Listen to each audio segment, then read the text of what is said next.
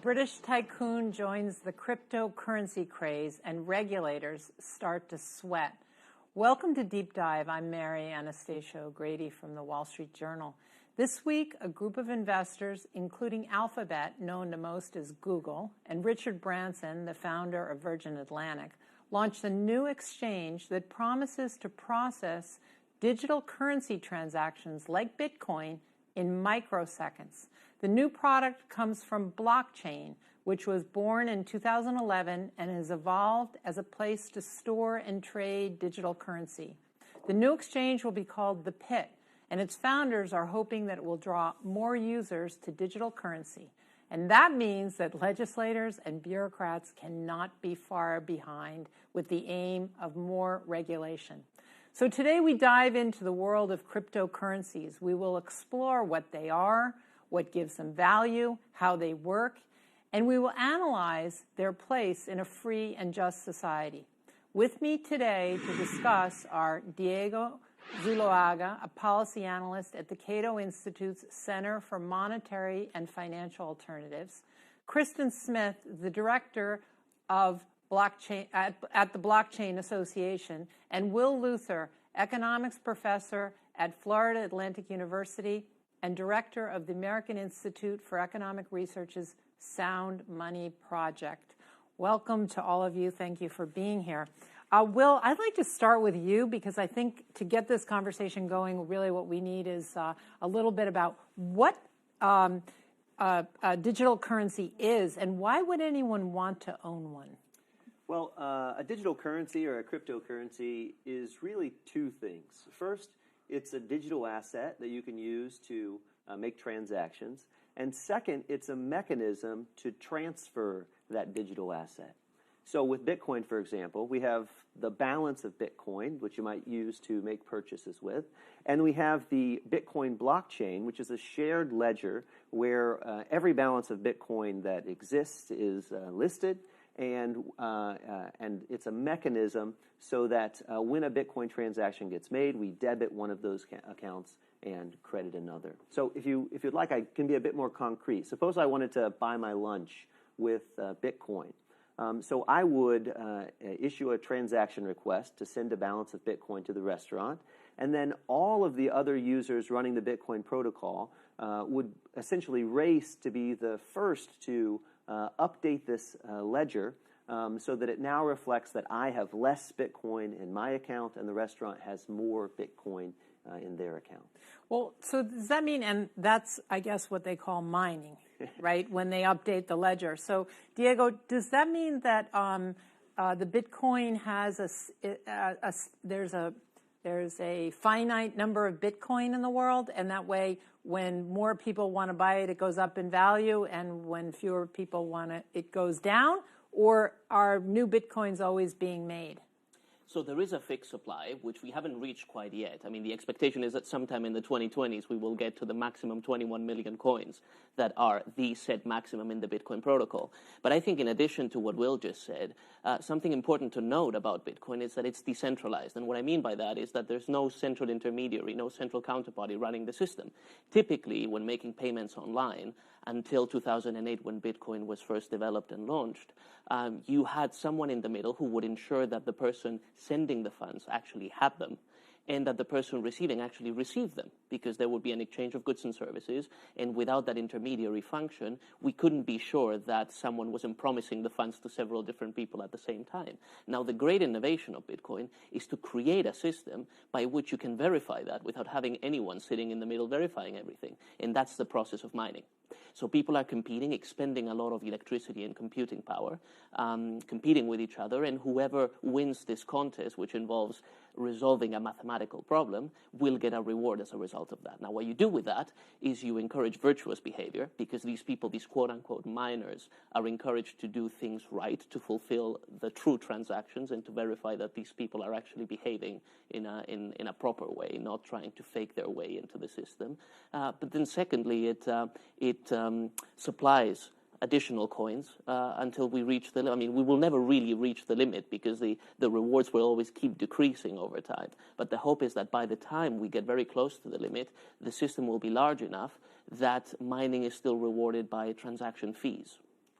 And I think I want to build on something Diego said. So eliminating the middleman, this really is the fundamental innovation here. And with Bitcoin, Bitcoin is really a simple digital way to move value on the internet. And that is a very basic use case. What we're seeing as cryptocurrencies are evolving and new ideas are coming forward is we're taking these same concepts that Bitcoin have that allow this more direct interaction, and we're seeing it apply to other digital services like content services, social media services, gaming services. So it's really a revolutionary technology that's not only going to change the way that we do financial services going forward, but it's going to change a whole host of digital services that we have online. So you're a little bit ahead of me because I think I'm still in the very rudimentary phases of this. Let's just talk about this ledger, because what's confusing to me, and I think maybe to some of our audience, is where does this ledger exist? I mean, you're saying that there's no intermediary, but it's somewhere out there in cyberspace? So this is the interesting thing, Mary, is that it actually exists in lots of places at exactly the same time. So if we think about the way transactions have been processed in the past, like digital transactions, you swipe your debit card, right? The bank is clearing that transaction, right? It's a third party to the transaction that debits your account and credits mine. Exactly. But that means that we have to trust that the bank will only process the transactions that we authorize and not process transactions we don't authorize. But it also means that we have to trust that bank with our personal information, who we are, where we live, what kind of transactions we're making. When Bitcoin transactions are processed, they don't rely on some trusted third party like your bank. Instead, that ledger, a copy of that ledger, is kept on lots of computers, and the Bitcoin protocol is just a mechanism such that when one person updates that ledger, all of the other computers with that shared ledger have an ability to say, yes, that's a legitimate update, and so we're going to update our ledger to reflect that as well. Okay. And so we process transactions, to use the technical term, in a distributed way as opposed to using a central clearinghouse like a bank. Well, sometimes people talk about Bitcoin like it could replace the money that central banks produce. And I'm not sure, all three of you can tell me what you think of that. But in a general sense, I think, look, I buy a Bitcoin because I think I'm going to buy my lunch with it tomorrow. And all of a sudden, Bitcoin is worth something totally different than what I thought it was worth today. That happens with our money, but not in the kind of volatile swings that Bitcoin has gone through. So I guess one of my questions to you would be, what's to stop what protects the owner against like a sharp devaluation of what they think is kind of a store of value and a medium in exchange for them? Well, I would say Bitcoin is volatile, but you have to remember Bitcoin's only been around for a little bit over 10 years, and it's the very early stages. And while there are applications and ways to spend Bitcoin, right now Bitcoin is functioning to be quite a bit more like gold than it is as a replacement for the dollar. And so over time, we will see potentially more vendors, different software systems online, different situations where people might be spending Bitcoin on a more regular basis. But today, most people that buy Bitcoin do it to, there's a phrase called hodl. It was a sort of a misspelling of hold that people in the Bitcoin community use. People are buying and holding, and they are speculating with it. But I think over time, we're going to see Bitcoin evolve in how it's used, and we're also going to see other cryptocurrencies come in that serve different functions and different purposes. So are you saying, sorry, just to finish, follow up on that though, are you saying that your expectation is that over time, as other products come online, that the volatility problem, as I would call it, will diminish? I think there are a lot in the community that think over time that Bitcoin will stabilize, and it's kind of like we see gold is sort of roughly stable. You still see fluctuations, but that it is sort of a long-term store of value that can be a hedge against other things that are out there. So yeah, today it's not super useful for your everyday consumer. There are not many shops that you can go into and buy your cup of coffee or your sandwich. with Bitcoin, but there are some providers, Overstock, you can go buy a toaster on Overstock and pay with Bitcoin. And so a lot of people are still experimenting, and it is really the early days of this, technology. Yeah. Did you want to say Well, something I was just going to go back to your question about what protects the user or the owner of Bitcoin from a sharp devaluation. There's no guarantee that Bitcoin will be worth anything at any point in time. However, I would say that a lot of the people who hold Bitcoin do believe that the system is efficient at doing what it's supposed to do, at doing what it says on the tin, which is the transfer of funds without an intermediary. And so a lot of people who are hodling are the sort of people who believe that this network will become greater over time, will become a legitimate payments network of some description, or a basis on which other kinds of financial services and other kinds of transactions can be facilitated, and therefore that there will be some increase or stability, because people only care about volatility when it's downside volatility, right? That will make the network appreciate in value. In terms of the money question, I would agree with Kristen that Bitcoin looks more like a commodity. What that means is that in terms of becoming a generally accepted medium of exchange, which is the typical definition of money, something that people will generally take as a means of exchange when acquiring goods and services, it faces a bit of a challenge because people like network effects, that is, people like currencies that other people also accept. That's why the US dollar is so popular as a currency, not only in America, but around the world. But people also like stability of purchasing power. Particularly in the short term, right? I think people can deal, even though it's in some ways suboptimal, people can deal with 2% annual inflation or even 5% annual inflation. But on a day-to-day basis, to have a volatility of 10, 15%, if you're a merchant and you're posting your prices every morning and you expect that kind of volatility during the day, it's going to make your transactions much more expensive. So in terms of Bitcoin becoming the actual unit that people use to transact, I think it will take a large evolution in terms of a banking system that takes on Bitcoin and what the associated issue policy is when you're issuing banknotes and things like that. So it's much more complex than. But looking further out in time, are you suggesting that credit might be issued from Bitcoin the same way that you get credit in dollars, that you could get credit in Bitcoin? And you could imagine, particularly in places where the domestic fiat currency has lost a lot of value over time, there's no reason, and particularly where you have controls on what other fiat currencies can be used. So, for example, in China or in Venezuela, where the central bank and the government prevent people from acquiring foreign currencies, you could imagine that something that avoids those kinds of capital controls could become a popular substitute.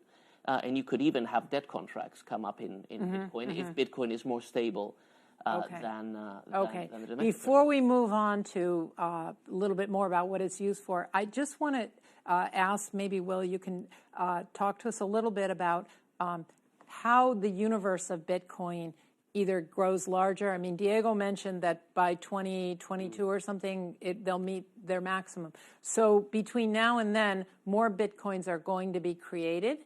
And they're created as a reward for people, those who update the ledger. Is that correct? Yeah. So this kind of takes us back to the mining issue. So let me first say that I think we should be careful when we're comparing Bitcoin to gold. The beauty of a classical gold standard is that when the purchasing power of gold went up, people want to hold more gold money. This gave an incentive for miners to dig a little deeper, to bring more gold to mint, to have more coins, so then to expand the supply to accommodate that demand. And so over the long run, what you saw was that the purchasing power of gold was pretty stable because there's this built-in mechanism to adjust the supply. Now, Bitcoin also has a supply mechanism, but it's a very different supply mechanism. Roughly every 10 minutes, a batch of transactions is processed. It's costly to process that batch of transactions. A lot of electricity. Yeah. You have to use some wear and tear on your machine. And so as an incentive, there's some new Bitcoin that is generated every time a batch of transactions is processed. And that balance of new Bitcoin is given to the person who processes the transactions. And so roughly every 10 minutes, some new Bitcoin enters the system. Okay. For the first 4 years, that was 50 Bitcoin every 10 minutes. Okay. And then it was halved to 25 Bitcoin every 10 minutes, and now it's 12 and a half, and it will keep being halved roughly every 4 years until the reward falls to zero. And so that is a supply mechanism which is predetermined. It's built into what it means to be Bitcoin. But it doesn't expand and contract to offset changes in demand like a classical gold standard would. It's just a fixed growth. So if there's a lot of demand, the price is going to go up because you can't create any more Bitcoin at some point. That's right. So if you're comparing it to something like gold coins, right? Gold coins were relatively volatile over the short run, but in the long run, when the supply can adjust, it's relatively stable. With Bitcoin, it's relatively volatile in the short run, but there's no built-in mechanism to cause a supply adjustment that would bring us back to some long-run expected purchase. Okay, one more question about the value of the Bitcoin, and we should make clear to our audience that there are a number of different cryptocurrencies and digital currencies at this time. Bitcoin is kind of the Kleenex of the currency world. But what I'm wondering is, why, do you have any speculation, any view, of why we saw that huge run-up in the value of Bitcoin? I mean, I think it went from 3,000, it went up to as much as 20,000 at one point, and then came down to around 9 or something like that. I mean, that's obviously as we say on Wall Street, more buyers than sellers. But why? Why did it run up like that? What were people thinking? I think a lot of it was just awareness. There was, Bitcoin's been around for a while. It was at the beginning sort of a bunch of geeky hobbyists that were interacting and doing this, and that there really was a greater consumer awareness of Bitcoin that happened, that sort of people wanted to be a part of it and own it, and there were these sort of get-rich-quick schemes. I think it was sort of a classic bubble, and then that sort of... Like a tulip craze? It was a little bit of a tulip craze, but it's now, sort of leveled out. There was what we called the crypto winter, where prices were relatively low, which is actually a good thing for the broader industry, because it kind of pushed the people who weren't sort of serious and educated out, and allowed sort of a rebuilding of people who understood Bitcoin, but also other areas in the industry. And we're starting to see that sort of steadily rise again. So there's a million factors that go into prices, but right, I think sure. just the public awareness was something that fueled that. I think also the realization that the technology could be much more widely applied, perhaps, than might have been initially thought. Because when Bitcoin was first released, and this was a pseudonymous paper that came out by a guy or a group of people, a man or woman or a group of people who called themselves Satoshi Nakamoto. And he proposed a, quote, peer-to-peer electronic cash system. So electronic cash that is not intermediated by anybody. That came out in late 2008. The network went live in 2009. For the first few years, it was only Bitcoin. But as the people who started paying attention to Bitcoin realized the possibilities for implementing this for other things, for exchanging computing power, for sharing computer storage online, for managing trade finance and various other kind of databases, decentralizing that kind of activity. I think there was a realization that there was a business case for this that was much wider than previously. And then from there we went to, as Kristen described, people jumping on the bandwagon and calling all things blockchain, even the ones that didn't use that kind of technology. And I guess some people got burnt. But what the Bitcoin fans would respond is that Bitcoin is still much more valuable today, a unit of Bitcoin, than it was in 2013 or 2014. Yeah, well, that's right. Okay, let's move on to what we use this for, because that's a fascinating world, I think. Starting out with this idea of financial privacy. My libertarian side thinks, wow, this is great, do these things without Big Brother looking at you. But there's also the question of why would anybody who's not a criminal want to use this? I mean, what I think a lot of politicians and bureaucrats are worrying about is that transnational crime will get into this because there's an anonymity about it and so forth. So maybe you could talk a little bit about who besides criminals will use this, or will be drawn to this idea of privacy? So let me push back against the premise to start with, that okay. The idea that we shouldn't endorse a currency that is used by criminals. Unfortunately, not all laws are good laws, and not all criminals are bad criminals. There are some places around the world where it is illegal to to fund the opposition political party. Russia. Yeah. So if you're in this environment and you use your means to organize a peaceful protest or to fund some political advertisements, you're at some serious risks there, and so that is a crime. But, I see. But folks like you and I, we think no, that's just democracy. Yeah. And so I think that cryptocurrencies like Bitcoin, they give some scope for those liberty-enhancing actimarities that we There's might not be also able to the conduct idea of otherwise. anonymous donors, right? That's right. And if we think about here in the U.S., right, marijuana distributors, for example, legal in many states, but still illegal at the federal level. And many of those businesses find it very difficult to open bank accounts because the banks are worried about being charged with money laundering. And so that's an application where there's a legal gray area. Are these folks criminals or not criminals? Well, it depends on whether you're asking the state government or the federal government.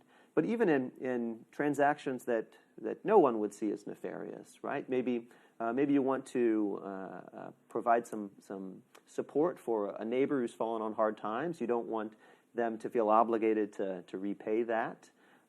Maybe you are purchasing a gift for a spouse, and you don't want the transaction to show up on a debit card or a bank statement. Maybe you're dealing with a merchant that you don't know very well, and you want to limit the extent to which you're vulnerable to identity theft. These are all transactions, and there are many more, where you and I might want access to a quasi-anonymous payment mechanism like Bitcoin. And what about data? I mean, is there a data privacy issue? Well, it's possible to open a Bitcoin account without revealing your personal information. And so that if you do that and you make transactions, then you don't have to worry so much about your personal information being revealed because you've never revealed that. Now, there are some exceptions to that. If people know the transactions you're making, then they can trace those transactions back to your identity. But in terms of financial privacy, much more private than, say, a bank account, perhaps less private than hand-to-hand currency or cash. Okay. Paradoxically, it's also more efficient at identifying the people who are truly criminals. Because, as Will mentioned earlier, there's this blockchain, this public ledger, which is publicly available and anyone can download it. And it has a bunch of letters and numbers in it. It doesn't have people's actual names, but these are unique identifiers, like a username, for people making transactions on the network. And everybody can see it. So law enforcement agencies love it when criminals use Bitcoin to engage in criminal activity, because they can very easily trace it back to them. So this idea that this is somehow, it's not anonymous, first of all, it's pseudonymous, right? Meaning you adopt an identity different from the one that you have in real life. But it's still your identity and it's unique to you. Of course, there are other ways that people engage in criminal activity, and the foremost among them is the use of cash. And this has been going back, centuries, and it doesn't prompt policymakers to try to abolish cash one day to the next, or at least the ones who are sensible, because they realize that a lot of valuable economic activity wouldn't happen as a result. And I think a similar argument applies to cryptocurrencies. There are I think if I were taking the other side of that argument, I would say that, for example, when it comes to transnational crime, particularly by terrorists, they want to move money around the world, and governments want a way to follow them and track them down. So I guess that's the counter-argument to the privacy. So here's the thing, though. Terrorists and international drug cartels, they already have very effective ways of moving money around the world without being detected. So this technology is really a technology for the rest of us. And I would say that, I give credit to the Treasury Department. They came out very early back in 2013 with their Financial Crimes Enforcement Network, which is the part of Treasury that does anti-money laundering policy. And they put regulations in place for the on-ramps, these exchanges that allow people to get in and out of purchasing cryptocurrency. And so there is a lot of policies that are in place that help law enforcement, along with very specialized technology service providers that know how to go through the blockchain and forensically analyze it, that that there is actually a really nice balance between being able to go after the bad guys, but also protect the good that's guys who interesting. rightfully need privacy in their transactions. That's really helpful. Let's go to this idea of, I think we'll start it out talking about how you have the Bitcoin, but you also have this blockchain technology, because that's what I hear a lot of people talking about, that the Bitcoin is something that we'll watch it evolve, but there's so many other uses, and the platform technology is so important for the future. Maybe, Diego, you can tell us a little bit about where's this, what kinds of things other than just the Bitcoin trading can happen through that? So one thing to note at the outset is that everybody now uses databases. Everybody uses ways of recording huge amounts of electronic data. And we want that data to be updated almost as quickly as things change. We want it to be secure, and we want it to only store the things that are important and retain privacy for the users to the greatest extent possible, right? While also complying with applicable laws. So there are a lot of very conflicting objectives, and we're struggling, I think sometimes, particularly large corporates sometimes struggle to meet all of those requirements. You know, every once in a while we'll have news of data breaches, people dealing with updating their personal information when they're dealing with particular vendors or merchants, often, you know, complain about how long it takes and the many mistakes that people make and so on. The promise of using something like blockchain technology for this is that you take advantage of some of the decentralized features of the technology to better meet those requirements that people have of databases. Because you have so many people involved in it, a lot of people are paying attention in the first place, but people also have an economic incentive to update information as quickly as possible. That's the first application. The second item is, more broadly, blockchain is one type of what's called a quote-unquote distributed ledger. That is no more than a database that is shared by a large group of people, where that large group of people can make updates to it. The hope is that even individual firms within the firm can use the technology to improve their processes. So even if the ledger is distributed but only accessible to a few people, say the people who work within the firm, that holds efficiencies, and we have large corporates running trials to apply the technology to their own activities. Some examples are IBM, Amazon, JP Morgan. So it's definitely capturing a lot of attention. It will take some time, but so did the internet. Yeah. So there's real future there in the technology. We're really running out of time, but I have to go to Kristen because you're in Washington and you deal with the regulatory world. Where are we with regulation on this? Are we running behind? I know that if we don't keep up, other countries are going to. There's some fear that other countries are going to become more the leaders in the technology, and we wouldn't want that, would we? Well, yeah, unfortunately, it's already happening.